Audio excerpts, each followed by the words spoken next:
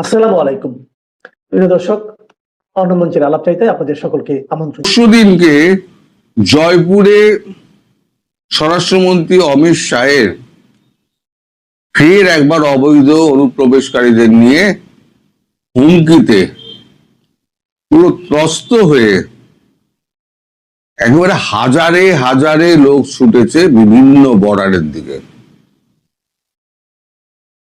এখন এরা যে অফিসিয়ালি যে তথ্যটা দিচ্ছে সেটা কিন্তু মানে অফিসিয়ালি, আনঅফিসিয়ালি কি হচ্ছে, যেভাবে এসছিল তারা আবার সেই পথ দিয়েই ফিরে যাচ্ছে, বিএসএফ ছেড়ে দিচ্ছে। এমন অনেক জায়গা আছে যেখানে বিজিবি নেই, সেই সমস্ত জায়গাগুলো দিয়ে তারা ফিরে যাচ্ছে, তারা নিজেরাই বলছে। এখন আমাদের স্বরাষ্ট্রমন্ত্রী বলেছেন যে প্রতিদিন মমতার এই রাজত্বকালে প্রতিদিন 10 থেকে 20,000 অবৈধ অনুপ্রবেশকারী ভারতে প্রবেশ করে বিভিন্ন জায়গায় ছড়িয়ে গেছেন। এখন বিভিন্ন রাজ্য থেকে ধরা পড়ছে। তাদের আগে আসাম থেকে বিতাড়িত হয়েছিলেন, এবার তারা পশ্চিমবঙ্গ দিয়েও এবং বিহারের কিষানগঞ্জ দিয়েও তারা কিছু কিছু করে বেরিয়ে যাচ্ছেন। কিছু কিছু মানে কি, বাক্স প্যাডরা নিয়ে একেবারে স্বরূপনগরের একটা চিত্র একটা তুলে ধরেছেন বিবিসির এক সাংবাদিক। বিবিসি তার উপরে একটা তথ্যচিত্র বানিয়েছে। আমি সেই তথ্যচিত্রের একটা ছোট অংশ, তথ্যচিত্র অনেক বড়, একটা ছোট অংশ আপনাদেরকে তুলে ধরতে চাই। আপনারা একবার দেখুন, দেখে আপনারা জানাবেন যে এরা কতটা বিপদের মধ্যে পড়ে এরা এখন দেশে ভাগবার জন্য এরা উদ্গ্রীব হয়ে রয়েছে, না খেয়ে না দেয়ে ওইখানে পড়ে রয়েছে, কখন ওরা পার হতে পারবে। নানা জায়গা থেকে সাত সকালেই ভারত বাংলাদেশ সীমান্তের দিকে চলে এসেছেন এই নারী পুরুষরা। এরা সকলেই বলছেন যে তাদের বাড়ি আদতে বাংলাদেশের নানা জেলায়। কেউ যশোর, কেউ খুলনা, কেউ সাতক্ষীরা থেকে ভারতে এসেছিলেন কয়েক বছর আগে, কেউ বা বাবা মায়ের হাত ধরে প্রায় 4 দশক আগেই চলে এসেছিলেন ভারতে। দেখি কখন বিএসএফ ওই পারে পার করে, দেখি ততক্ষণ বসে থাকি এখানে। বিএসএফ পার করলে ওপারে তো আবার আপনাদের দেশের বিজিবি আছে, তারা কি নিয়ে নেবে আপনাদের, ঢুকে দেবে দেশে? হ্যাঁ, ওখানে তো ওখানকার ডকুমেন্টস আছে, ওই পারে জন্ম সার্টিফিকেট আছে, হয়তো যেতে দেবে। এই সীমান্ত চেকপোস্ট পেরিয়ে কিছুটা গেলেই তারালি গ্রাম, আর তারপরেই সোনাই নদী। নদীর ওপারে বাংলাদেশের সাতক্ষীরা জেলা। নদীর দুই প্রান্তের মানুষ খুব সহজেই যোগাযোগ রাখেন নিজেদের মধ্যে। এপার থেকে একটা চিৎকার দিলেই অন্য পারের বাসিন্দারা সাড়া দেন। আমাদের বাড়িওয়ালারা আমাদের বাড়ি থেকে বের করে দিতে বললো এরকম, এখন বিজেপি সরকার এসছে, আমাদের পাড়ায় পুলিশ এসছে, আমাদের বাড়ি খালি করে দাও। তাই আমার বাড়িওয়ালা আমাদেরকে বের করে দিতে, আর কেউ ঘর ভাড়া দেবে না। এই পুলিশে এসে করছে যে বাংলাদেশি যা আছে ভাগো, না হলে পরে আমরা ব্যবস্থা নিলে তখন আরো খারাপ হবে, এই জন্য আমরা চলে যাচ্ছি। আগের বার যখন এসআইআরটা হলো না, ওই সময়টা গেলেই ভালো হতো। পশ্চিমবঙ্গের শাসন ক্ষমতায় বিজেপি আসার পরেই মুখ্যমন্ত্রী শুভেন্দু অধিকারী ঘোষণা করেছিলেন যে তার ভাষায় অনুপ্রবেশকারীদের প্রথমে চিহ্নিত করা হবে, তারপরে তাদের নাম তালিকা থেকে বাদ দেওয়া হবে এবং শেষে প্রত্যর্পণ করা হবে। সীমান্তে জড়ো হওয়া কথিত বাংলাদেশি অনুপ্রবেশকারীদের দাবি, নতুন সরকার আসার পরেই তারা আতঙ্কিত হয়ে ভারত ছাড়ছেন। বিজেপি যখন থেকে জিতেছে, যে বললো কিনা যে এখানে রাখা যাবে না বাংলাদেশের দেশে। আমি আছি, আমার স্বামী আছে, বাবা মা সব চলে গিয়েছে আগে এসআইআর এর সময়। বাংলাদেশের লোক ধরলে জেলে ঢুকাই দিচ্ছে, আর এই সুযোগ দিয়েছে, এই সুযোগে চলে যাচ্ছে। হাকিমপুর সীমান্তে জড়ো হওয়া মানুষদের বেশিরভাগই বলছেন যে তারা 2, 4, 5 বছর আগে ভারতে চলে এসেছিলেন অবৈধ পথে। অনেকেরই ভারতের বসবাসের বৈধ কোনো নথি নেই, কিন্তু কয়েকজন আবার বলছেন যে তারা ভারতের নাগরিক পরিচয়পত্র বানিয়ে নিয়েছিলেন। এমনকি এমন একজনেরও দেখা পেলাম যিনি গত 38 বছর ধরে ভারতে থাকছেন এবং 2024 সালের লোকসভা নির্বাচনে ভোটও দিয়েছিলেন। বাবা মা নিয়েছিল ছোটবেলায়, 10 বছর বয়সে নিয়েছিল। বাবা মা এখানেই মারা গেছে, এখানেই বিয়ে করি, 4-5টা ছেলে মেয়েও জন্ম দিই এখানে। Aadhaar card, ration card, PAN card, ব্যাংকের অ্যাকাউন্ট সব ছিল। 2024 অনলাইনে আবেদন করেছিলাম, করলে হয়েছিল ভোটার কার্ডটা। 24 ভোটও দিয়েছি, 26 ডিলেট। এখানে সরকার এখন যে ক্ষমতা আছে সে রাখবে না আমাদের। বাবা মার ডকুমেন্ট চাই, বাবা মার ডকুমেন্টস কোথায় পাবো? আর বাবা মার ডকুমেন্ট ছিল কি তাও তো জানি না। সীমান্তে জড়ো হওয়া কথিত বাংলাদেশি অনুপ্রবেশকারীদের নথি যাচাইয়ের পরে ঠিক কি হচ্ছে তা নিয়ে আনুষ্ঠানিকভাবে মুখ খুলতে রাজি হননি প্রশাসন বা সীমান্তরক্ষী বাহিনীর কর্মকর্তারা। তবে স্থানীয় মানুষরা দেখছেন যে কিভাবে বাংলাদেশে পাঠিয়ে দেওয়া হচ্ছে এই মানুষদের। এদের এখান থেকে বিএসএফ ও বা আমাদের থানার প্রশাসন মিলে এদের বিভিন্ন কাগজপাতিগুলো দেখাশোনা করার পরে এদের বায়োমেট্রিক করা হচ্ছে। বায়োমেট্রিক করার পরে এখান থেকে পেছন দিয়ে একটা রাস্তা আছে, তারালির মাঝখান দিয়ে একটা রাস্তা আছে, এটা 4 কিলোমিটার আমুদিয়া বর্ডার বলে একটা জায়গা আছে, ওইখানে নিয়ে ওনাদের হাঁটা বর্ডার দিয়ে পার করে যাচ্ছে। দিনের বেলায় মানে সন্ধ্যের আগে দিচ্ছে, আবার অনেক সময় রাতেই যাচ্ছে। কাগজপাতি ও ওদের চেক আপ আছে, অনেক কিছু হাতের ফিঙ্গার নিচ্ছে, অনেক কিছু নিচ্ছে। হাকিমপুর সীমান্তে যে কথিত অনুপ্রবেশকারীরা জড়ো হচ্ছেন কয়েকদিন ধরেই, সেটা যে তার সরকারের নেওয়া নীতির ফলেই, সে কথাই আবারও বলেছেন মুখ্যমন্ত্রী শুভেন্দু অধিকারী। তো এটা নতুন কিছু নয়, প্রেজেন্ট অ্যাক্টই রয়েছে এবং আমরা বলে দিয়েছি যে বাংলাদেশের অবৈধ অনুপ্রবেশকারী তাদেরকে কোর্টে পাঠানোর কোনো দরকার নেই, আইনে নেই। সরাসরি পুলিশ নেবে এবং বিএসএফ এর হাতে হ্যান্ডওভার করবে। বিএসএফ এর যা ভারত সরকার বাংলাদেশ সরকারের সঙ্গে আছে এগ্রিমেন্ট, তাতে বাংলাদেশি প্রুফ করে হ্যান্ডওভার করে দেবে।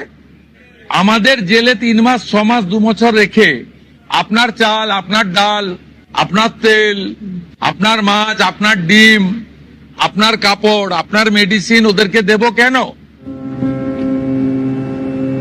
মুখ্যমন্ত্রী ও বিজেপি নেতাদের মুখে ভারতের অনেক সাধারণ মানুষের কথাতে বারে বারেই উঠে আসে তাদের ভাষায় অনুপ্রবেশকারীদের ভারত থেকে বের করে দেওয়ার প্রসঙ্গ। কি মনে হয় এ ধরনের কথায়? এখন এই চাপ আছে সরকারের যে থাকা যাবে না ভারতবর্ষে, চলে যাচ্ছে। আবার সুযোগ পেলে আসবেন নাকি? না, আর আসবো না। কেন? আর সুযোগে এবার যদি বা আসে তো এবার সরকারি মাধ্যমে যেটা পাসপোর্ট করে যেভাবে আসা যায়, ঘুরতে আসলাম ওইটা ঠিক আছে, তাহলে আর মনে হয় না যে আর আসতে পারবো বলে। খারাপ কিছুটা লাগলেও আর কিছু করার নেই, কেন ওটাই তো বাস্তব জিনিস। মঙ্গলবার যারা এই সীমান্তে এসেছিলেন বাংলাদেশে ফিরে যাবেন বলে, তাদের একাংশকে যেমন সেদেশে যেতে না দিয়ে কথিত বাংলাদেশি অনুপ্রবেশকারীদের জন্য পশ্চিমবঙ্গ সরকারের তৈরি আটক শিবিরে নিয়ে যাওয়া হয়েছে, এই নারী পুরুষদেরও কি সেখানেই নিয়ে যাওয়া হবে? বুধবার সন্ধ্যা পর্যন্ত সেটা অনিশ্চিত ছিল। ভারতবর্ষের বিরুদ্ধে বিষোদ্গার করতে গিয়ে 2024 সালে আসিফ নজরুল, যেটা 1 নম্বরের মিথ্যেবাদী ফেরেববাজ, সেটা মানুষকে কি ভুল বুঝিয়েছিল যে 26 লক্ষ ভারতীয় নাকি বাংলাদেশে কাজ করে উপার্জন করছে, তাদেরকে দূর করতে হবে, এরাই আমাদের পেটের ভাত মারছে। আজ পর্যন্ত 26টা লোক বার করতে পারেনি। এখন তারা তো এখন ক্ষমতায় ছিল, তাদেরকে যখন ধরা হয়েছে এক একজন এক রকম কথা বলেছে। আসিফ নজরুল তো পরিষ্কার বলে দিয়েছে যে আমি যখন বলেছিলাম তখন আমি তো উপদেষ্টা ছিলাম না, এখন আমি উপদেষ্টা। কথার কথা এটা, মিথ্যে কথা বলার জায়গা পায় না। এইবারেতে বোঝ এই যে হাজারে হাজারে ফিরছে, প্রতিদিন যেমন 10,000 ঢুকেছিল, এইবারে প্রতিদিন 10,000 করে এখান থেকে পাচার হচ্ছে। আমরা তথ্যচিত্র দেখে বুঝতে পেরেছেন যে এরা কিভাবে এখানে এসে কাজকর্ম করত, সরকারি সুযোগ সুবিধা দিত এবং সরকারি হাসপাতালের সন্তানদের জন্ম দিত। আবার গর্ব করে বলছে যে আমি 4-5টা সন্তানের জন্ম দিয়েছি। এরা সব হচ্ছে অবৈধ বাংলাদেশি, যারা এই লক্ষ্মীর ভান্ডার নিয়েছে, যারা ভোট দিয়েছে, ভোট দিয়ে তেমন লোকও রয়েছে স্বীকার করেছে ভোট দিয়েছে, যারা করে গম্যে খেয়েছে, সরকারি সুযোগ সুবিধা নিয়েছে। এবার বাংলাদেশে যখন যাবে তখন তাদের কি দুরবস্থা হয় একবার তারা নিজেরা ভোগ করে দেখুক। মানে বাংলাদেশের বর্তমানে যা অর্থনৈতিক অবস্থা এবং যা কর্মক্ষেত্রের অবস্থা, তাতে এখানে ওখানে গিয়ে কাজ না পেয়ে তাদেরকে না খেয়ে মরতে হবে। এখন এই যে পারাপারের বিষয়টা না, এই পারাপারের বিষয়টা সে বামফ্রন্ট আমল থেকে চলছিল, কিন্তু এত ব্যাপকভাবে হয়নি। যেটা আমাদের মমতা বন্দ্যোপাধ্যায় একদম স্বীকৃতভাবে করে দিয়েছিলেন যে তোমরা নির্ভয়ে এসো, শুধু আমাদের ভোটটা দিয়ে দিও। এখন এই যে যারা ওই ভোটার কার্ড, আধার কার্ড তৈরি করে দিয়েছিল, এমন 62,000কে ধরা হয়েছে সারা দেশে। 62,000, হিসেবটা কম নয়। এই যারা জালি মালগুলো তৈরি করত, বিভিন্ন ওই ছোট ছোট ক্যাফে খুলে তারা 10,000, 15,000, 5,000, 8,000 যে যেমন পারত মাথায় বাড়ি বেড়ে তারা এরম টাকা আদায় করতো। 62,000 ফিগারটা কম সারা দেশে? তাহলে কত লক্ষ কত কোটিকে এরা এখানে ঢুকিয়েছে এবং আধার কার্ড, ভোটার কার্ড এইগুলোকে বানিয়ে দিয়েছে, বিভিন্ন নকল পরিচয়পত্র। এখন এই সমস্ত ধরা পড়ে গেছে। এরপরও আবার স্বরাষ্ট্রমন্ত্রী আজকে গতকালকে বলেছেন যে আবার একটা SIR এর মতো হবে, আবার নতুন করে আবার নিরীক্ষণ করা হবে, কারণ 27 লক্ষ যে বাদ পড়েছে তারপরে তার মধ্যে অনেক লুকিয়ে রয়েছে, সেগুলোকে খুঁজে বার করা হবে। অতএব আমাদের এখান থেকে ঘাট থেকে প্রায় 4-5 কোটি মানুষ, আগে তো 2 কোটি বলা হচ্ছিল, আমার হিসেব হচ্ছে 4-5 কোটি মানুষ অন্তত আমাদের হালকা হবে। আমরা এবার যদি জনগণনা করি তাহলে দেখতে পাবো অরিজিনালি আমাদের 140 কোটির দেশ নাকি 135 কোটি না 133 কোটি। আমাদের কত কোটির দেশ আমরা তো বুঝতে পারবো। এদিকে তাড়িয়ে দিতে পারলে আমাদের অর্থনীতিও দাঁড়াবে, শিল্পও দাঁড়াবে, সামাজিক স্থিতিশীলতাও ফিরবে। বাংলাদেশটা বুঝুক তারা কি করবে। বড় বড় কথা তো আছে, কলকাতা দখল করতে গেছিল 7 দিনে, দখল কর। এখন তোদের লোকজন তোদের ঘাড়ে ওপর চেপে বসছে, ভারতবর্ষের সঙ্গে পাঙ্গা কার সঙ্গে নিচ্ছে? সমান সমান মর্যাদায় কথা হবে, চোখে চোখ রেখে কথা বলবো, চোখ রেখে কথা বলো। সবাই ভালো থাকবেন, সুস্থ থাকবেন। শেখ হাসিনা ফিরবার পেছনে দেশে বিদেশে যে সমীকরণগুলোর দ্রুত পরিবর্তন হচ্ছে, আপনারা সাম্প্রতিক সময়ে দেখছেন যে শেখ হাসিনা যখন ভার্চুয়াল বক্তব্যগুলোতে আসছেন তখন সেখানেও তিনি দৃঢ় আশাবাদ ব্যক্ত করছেন যে তিনি অতি দ্রুত দেশে ফিরবেন এবং আন্তর্জাতিক গণমাধ্যমগুলোতে যে সাক্ষাৎকারগুলো দিচ্ছেন তাতেও তিনি দৃঢ় আশাবাদ ব্যক্ত করছেন যে তিনি অতি দ্রুত দেশে ফিরবেন এবং দেশে ফিরবার মুডে আছেন। দেশে ফিরবার তিনি প্রস্তুতি নিচ্ছেন আগামী অল্প কিছুদিনের মধ্যে, কয়েক মাসের মধ্যে তার তৃতীয় সদস্য প্রত্যাবর্তন ঘটবে মাথা উঁচু করে, বীরের বেশে। এগুলো কি শুধু তিনি বলার জন্যই বলছেন? এর পেছনে কি? এর পেছনে দেশে এবং বিদেশে নানা সমীকরণ কাজ করছে এবং সমীকরণগুলো ইতিবাচকভাবে অতি দ্রুত পরিবর্তন হচ্ছে, যার কারণে শেখ হাসিনা নিজে যেমন আশাবাদী, আওয়ামী লীগ বলয়ে একটা ভিন্ন রকম আশার সঞ্চার করেছে। সমীকরণগুলো কি কি ঘটছে? প্রথমত বাংলাদেশের জনগণ, বাংলাদেশের জনসমর্থন। আপনি এই মুহূর্তের বাংলাদেশের জনসমর্থন যদি বলেন যে বাংলাদেশের জনগণ, আপামর জনগণ আওয়ামী লীগকে, শেখ হাসিনাকে গ্রহণ করবার জন্য প্রস্তুত হয়ে গেছে। এমনকি 80% জনগণ। আমি 80% কেন সেটি বলছি, ব্যাখ্যা দিচ্ছি যে বাংলাদেশে রাজনীতি আসলে সত্যিকার অর্থে প্রত্যক্ষ রাজনীতি করে আমি ধারণা করি 10% বেশি মানুষ হবে না, সব রাজনৈতিক দল মিলিয়ে। কারণ বাংলাদেশের রাজনীতিটা এত নোংরা হিসেবে পরিচিত হয়ে গেছে যে সরাসরি আমি রাজনৈতিক কর্মী এটি মনে করে ম্যাক্সিমাম 10%। বাকি 90% মানুষ কিন্তু রাজনীতির বাইরে ভোট দেয়, কোন একটা মার্কায় ভোট দেয়। এই 90% মানুষই কিন্তু নির্ধারণ করে যে কে দেশ শাসন করবে, কে শাসনের বাইরে থাকবে।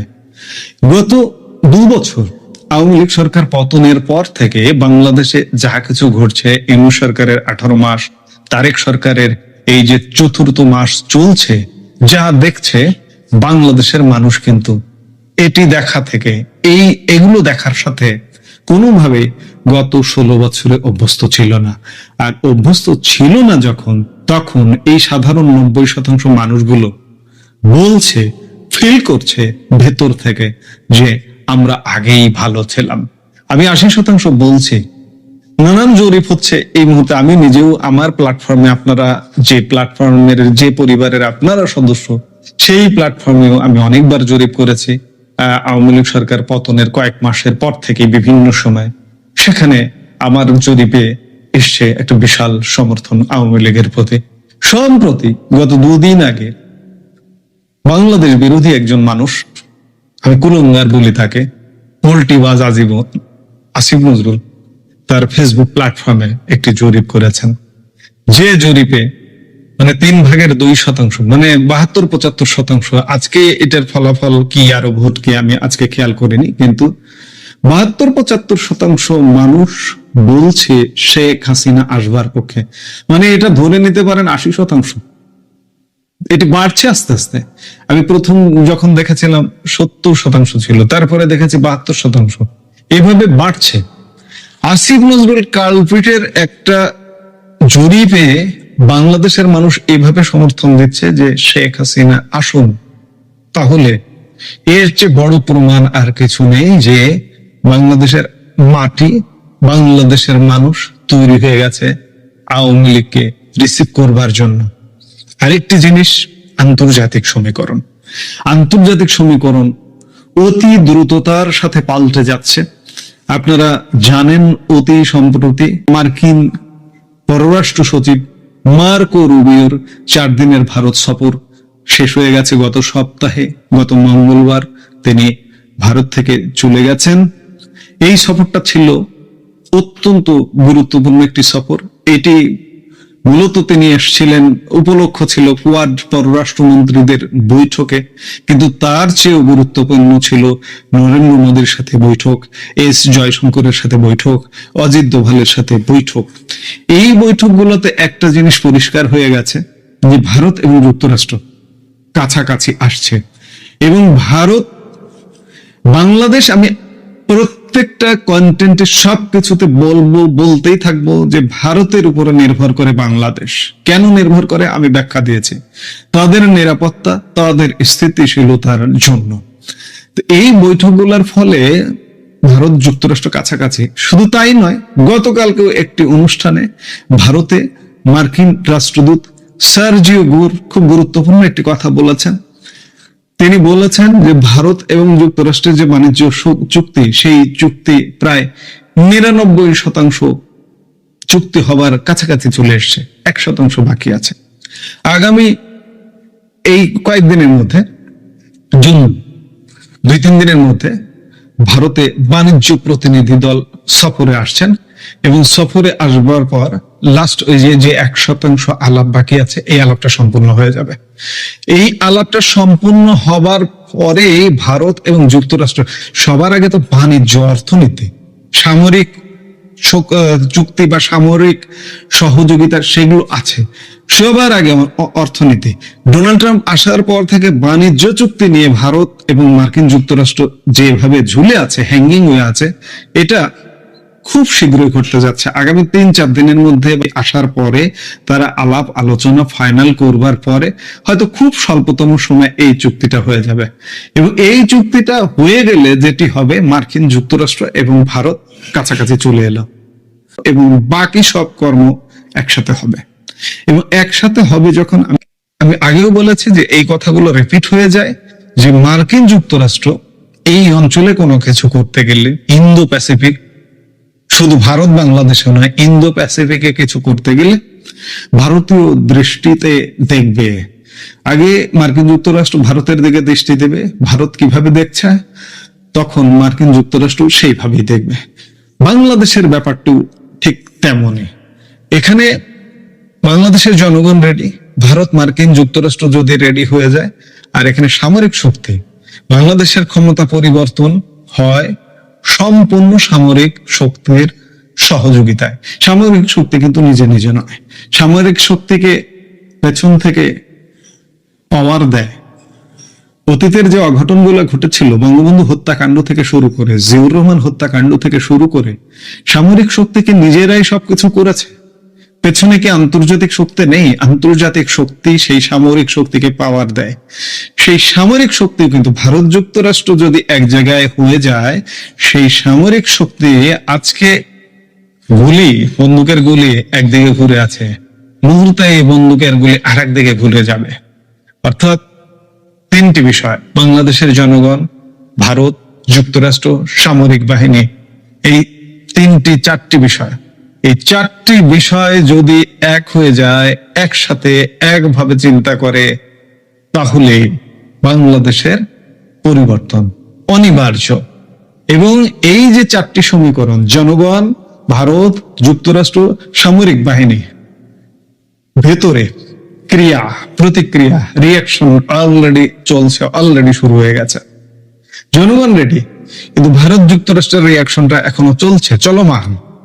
এটি হওয়ার সাথে সাথে বাংলাদেশে একটা কিছু ঘটবে, একটা ঘটনা ঘটবে, এবং সেই ঘটনা ঘটবার আভাস পাওয়া যাচ্ছে বিধায় শেখ হাসিনা, আওয়ামী লীগ নেতৃত্ব আশাবাদী হয়ে উঠছেন, এবং শেখ হাসিনা দেশে আসবার দৃঢ় আশাবাদ ব্যক্ত করছেন।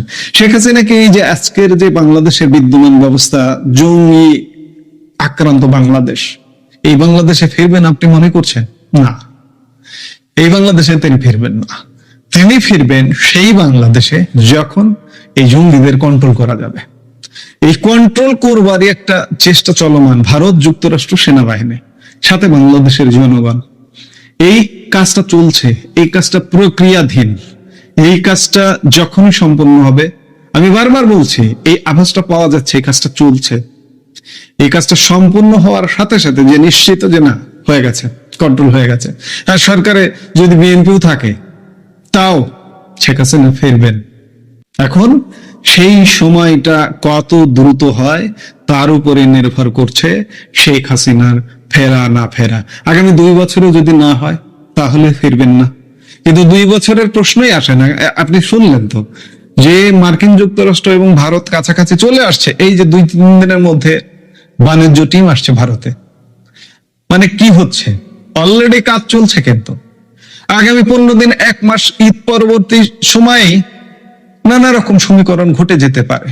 আর এই ঘটে যেতে পারে এই আভাস থেকেই শেখ হাসিনা বারবার বলছেন তিনি দেশে ফিরবেন। আমরাও আশা করছি যে এইভাবে চলবে না, পরিবর্তন, শেখ হাসিনা ফিরবেন, বাংলাদেশ হারবে না, বাংলাদেশ আবার মাথা উঁচু করে দাঁড়াবে।